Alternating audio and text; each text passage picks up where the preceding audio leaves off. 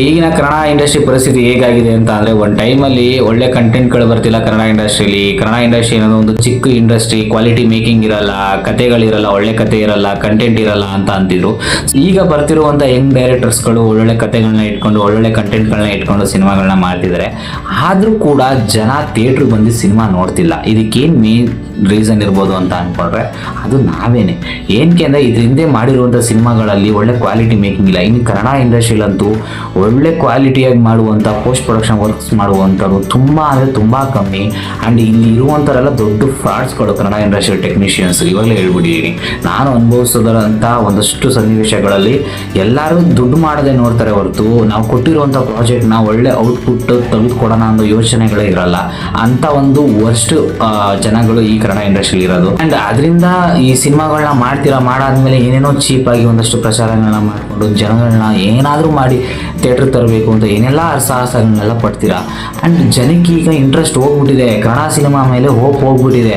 Cinema ಗೆಲ್ಲುತ್ತೆ, ಜನಗಳು ನೋಡ್ತಾರೆ ಅಂತ ಅಂದರೆ ಎಲ್ಲೋ ರೇರ್ ಸಿನಿಮಾ, ಹತ್ತಲ್ಲಿ ಒಂದು ಸಿನಿಮಾ ಜನಕ್ಕೆ ಕ್ಲಿಕ್ ಆಗಿ ಜನಗಳನ್ನ ಥಿಯೇಟ್ರಿಗೆ ಕರೆಸಿ. ಆ್ಯಂಡ್ ಪ್ರತಿ ಸಿನಿಮಾನೂ ಕೂಡ ಗೆಲ್ತಿಲ್ಲ.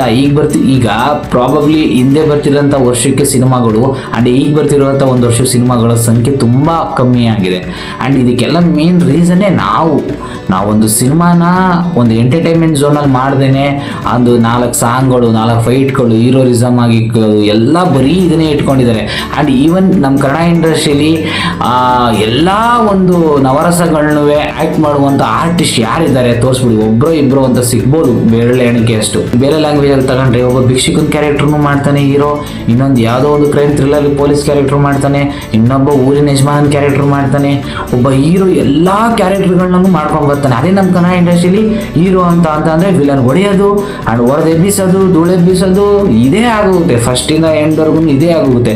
ಸೊ ಇದನ್ನು ಕೊಡ್ತಾ ಜನಕ್ಕೆಲ್ಲೋ ಬೋರ್ ಹೊಡೆಯೋಕ್ಕೆ ಶುರುವಾಗಿ ಮಲಯಾಳಂ, ತಮಿಳ್, ತೆಲುಗು ಸಿನಿಮಾಗಳ ಕಡೆ ಹೋಗಕ್ಕೆ ಶುರು ಮಾಡಿದ್ರು. ಆ್ಯಂಡ್ ನೀನು ಏನಾದರೂ ಹೊಸತನದಲ್ಲಿ ಏನಾದರೂ ಒಂದು ಮಾಡಿದ್ರೆ ಅಲ್ವಾ ಇಲ್ಲಿ ಜನ ಬರೋಕ್ಕೆ ಸಾಧ್ಯ. ಆದ್ರಿಂದ ಜನಗಳು ಬೇರೆ ಸಿನಿಮಾಗಳನ್ನ ನೋಡೋಕೆ ಶುರು ಮಾಡೋದು. ಈ ಇನ್ಫಾರ್ಮೇಶನ್ ನಿಮಗೆ ಇಷ್ಟ ಆಗಿತ್ತು ಅಂದರೆ ಸಬ್ಸ್ಕ್ರೈಬ್ ಮಾಡ್ಕೊಡಿ ಹಾಗೂ ಬೆಲ್ ಐಕಾನ್ ಕ್ಲಿಕ್ ಮಾಡಿ ದಯವಿಟ್ಟು.